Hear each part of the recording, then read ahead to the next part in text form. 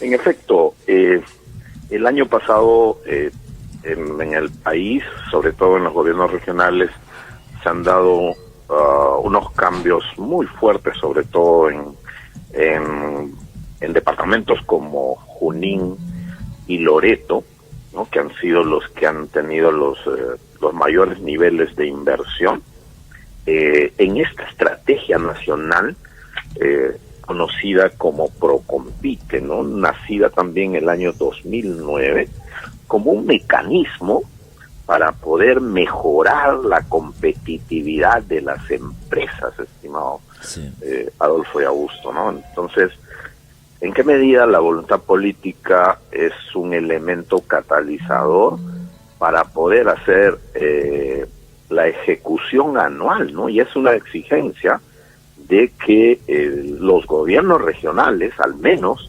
deberían de invertir el 5% de sus gastos de inversión, es decir, de toda la inversión en los proyectos.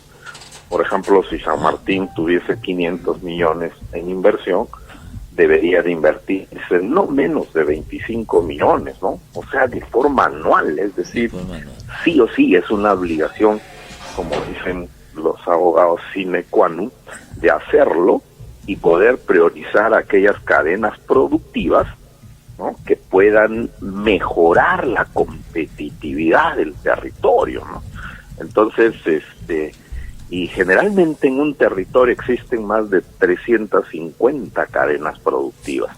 Claro. Significa eso que de esas cadenas productivas se deben priorizar aquellas que agregan valor a los productos y servicios. Ojo, estamos hablando de productos, y también a los servicios que se ejecutan, que se desarrollan y que generan valor y que generan riqueza en un determinado territorio. Y justamente si hablamos de San Martín, por ejemplo, siempre estamos en el anhelo de que debemos transformar nuestros productos, debemos dar valor agregado, y muchas veces la falta de apalancamiento financiero es un talón de Aquiles.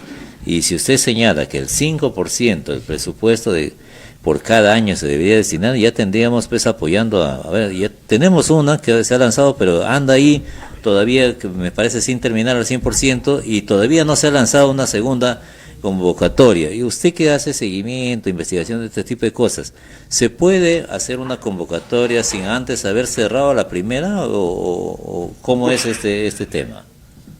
Sí, muy buena pregunta, estimado Adolfo, porque acabamos de estar hace unas semanas en la ciudad de Huancayo, precisamente con la responsable del Procompite del Ministerio de la Producción, ¿no? Que es una ingeniera yacuchana, y ella justamente compartía con el equipo de Procompite Junín, porque Junín el año pasado ha lanzado 108 millones de soles en el Procompite regional.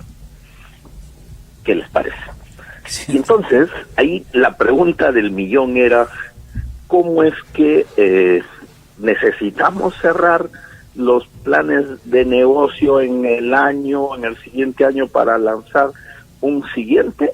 No, y la directora fue tajante, ¿no? Eso es lo que nosotros escuchamos y vimos, estuvimos ahí en el Museo de la Memoria, en Huancayo, y ella señalaba tácita y explícitamente que es menester ejecutar. O sea, si usted ha tenido 100 planes de negocio un año fiscal, no significa que tienes que cerrarlos. Cada año debería hacerse esa ejecución del Procompite.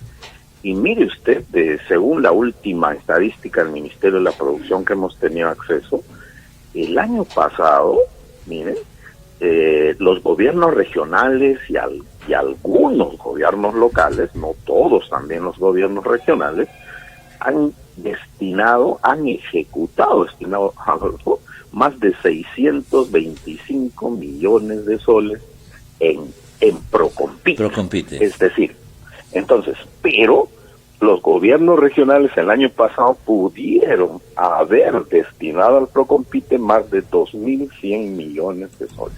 Quiere decir casi un cuarto, o sea, 25% de ese monto que podría haberse lanzado, solo se ha destinado, y que es el monto más grande del Procompite del país. O sea, el Procompite como estrategia de mejora de la competitividad es un excelente mecanismo para el cofinanciamiento de las actividades económicas, es decir, no solo del agro, sino de otras actividades como el turismo que tenemos en San Martín, ¿no? Y sus provincias, como metalmecánica, como artesanía, como envasado de agua, agroindustria, ¿no? Entonces, aquellos sectores dinámicos, aquellos sectores económicos donde hay fallas de mercado, donde hay escasa inversión privada y sobre todo donde hay escasa presencia del Estado, ¿no? Le pregunto, estos recursos, que hay un porcentaje que está destinado, como dice, 5% del presupuesto de cada región, si no se está ejecutando a fin de año, ¿qué es lo que ocurre? ¿Se hace, se devuelve ese dinero? No.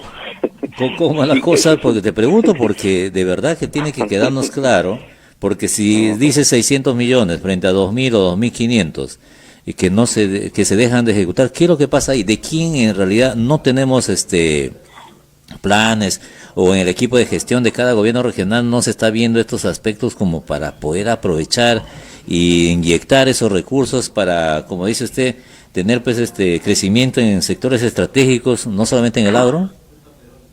Ciertamente, depende mucho, o sea, de los 2.150 millones menos los 600, esos fondos se pierden, estimado Adolfo. Se pierden. Es decir, se dejan de gastar, no es que se devuelven, se deja de gastar. O sea, porque se pierde la oportunidad de poder invertir y asegurar unos puntitos más en la ejecución del gasto. Es decir, si el gobierno regional, que el promedio es muy magro, ¿no? O sea, los gobiernos regionales no pasan del 75-80% de su presupuesto estimado. Es decir, si se han presupuestado 1.000 millones, no pasan de los 800 millones en promedio. Entonces, eso significa que esos fondos, o sea, que para el Ministerio de Economía no es inversión, dicen ellos. Justo hace unos días conversaba con el director de Economía del Ministerio de Economía en Lima, y hasta ahora, por ejemplo, hay un vacío que no se entrega el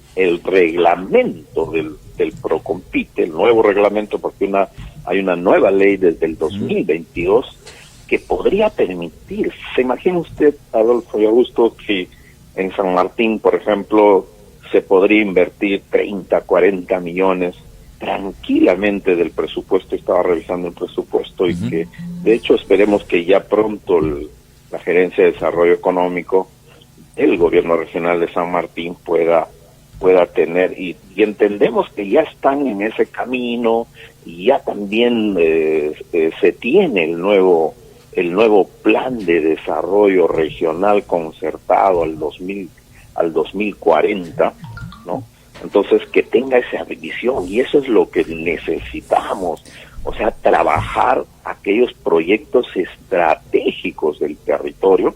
Y cuando digo estratégicos, estimado Adolfo y Augusto, es que necesitamos ver aquellos proyectos estructurantes de largo plazo en San Martín, ¿no? Como los proyectos, los temas de agua, de energía, que son los cuellos de botella para un mejor desarrollo. Y justamente en unos días el Instituto Peruano de Economía está por lanzar la nueva versión de la competitividad territorial. Bueno, de lo que le entiendo, la plata está flotando ahí, pero no tenemos una decisión como para decir, estos son los proyectos estratégicos que hay que financiar y hay que lanzar convocatorias con Procompite, le asignamos los recursos y adelante. Eso es lo que más o menos le entiendo de todo lo que nos acaba de decir. Sí, ciertamente, estimado Adolfo, o sea, la idea, yo creo, está en la voluntad política, en el equipo. Está el equipo ahí, pero hay que ser más agresivos y en poder ya comprometer. Mira, el año pasado no se ha lanzado en San Martín, pero entendemos que este año están muy pronto en poder lanzar esta estrategia que es muy buena, que coloca a las empresas, que podría dar valor agregado en sus diferentes niveles que tienen el valor agregado. O sea, por ejemplo, valor agregado no solo significa procesar, sino valor agregado significa, como ya lo están haciendo en Tocache, producir baby banano, que dicen en el mundo, que es el plátano moquicho que nos conocemos los amazónicos, y de hecho ponerlas, mira, solo cosecharlas, ponerlas en agua con cítricos, secarlas, ponerlas en tuppers transparentes, en cajitas de cartón y en cámaras de frío, y van a Talma, una empresa de frío, y ese platanito se va a Italia y Estados Unidos.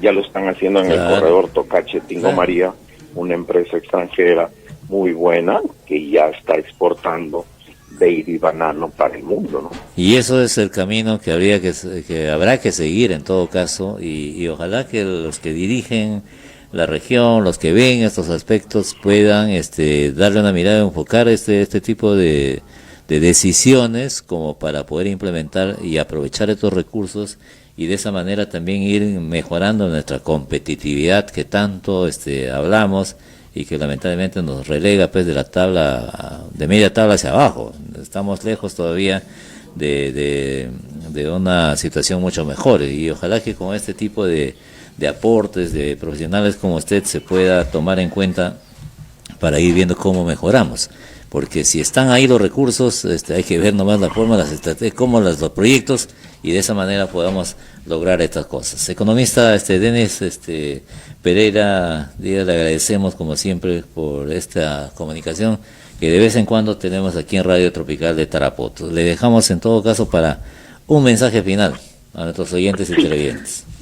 Sí, gracias, estimado Adolfo, y de hecho ustedes como medios de comunicación juegan un rol muy importante en hacer incidencia, ¿no? En representación de la sociedad civil, ya que no están los colegios profesionales, los colegios que tenemos en el territorio, de poder solicitar, sugerir, ¿no? Llamar a la acción, y de hecho felicitarles a ustedes como medio de comunicación tan importante en el departamento, de poder generar estas corrientes proactivas por el bien de las empresas, de las AEOs, y de hecho este llamado va a poder hacer que haya acción y haya noticias muy buenas para las empresas, como por ejemplo Xiringa en Chasuta, vainilla en el Alto Mayo, que son productos que han estado presentes en el territorio. Tenemos 26 cadenas productivas reconocidas oficialmente según ordenanza. Y ahí hay que meter, pues hay un montón de inversión que hay que apalancar ahí para ir creciendo. Exacto. Claro, pero esto, estimado Adolfo, este es un proceso, no es de la noche a la mañana. Y ahí la gran debilidad de nuestro país es la informalidad. La informalidad de las empresas, la informalidad de la clase trabajadora, de los trabajadores en sí, y también la informalidad de la economía. O sea, esos tres elementos son elementos claves, y de hecho San Martín, veíamos el día de ayer una data de pobreza rural. O sea, San Martín se diferencia de otros territorios como sus vecinos, Huánuco, Loreto, ¿no? Un poco Ucayali, están en lugares expectantes de menor pobreza rural. O sea, te hablo de los últimos 18 años, y eso es un aspecto fundamental, producto del trabajo, de la mejora del, y que lo podemos ir mejorando y desarrollando mucho más todavía, pero ojalá así sea.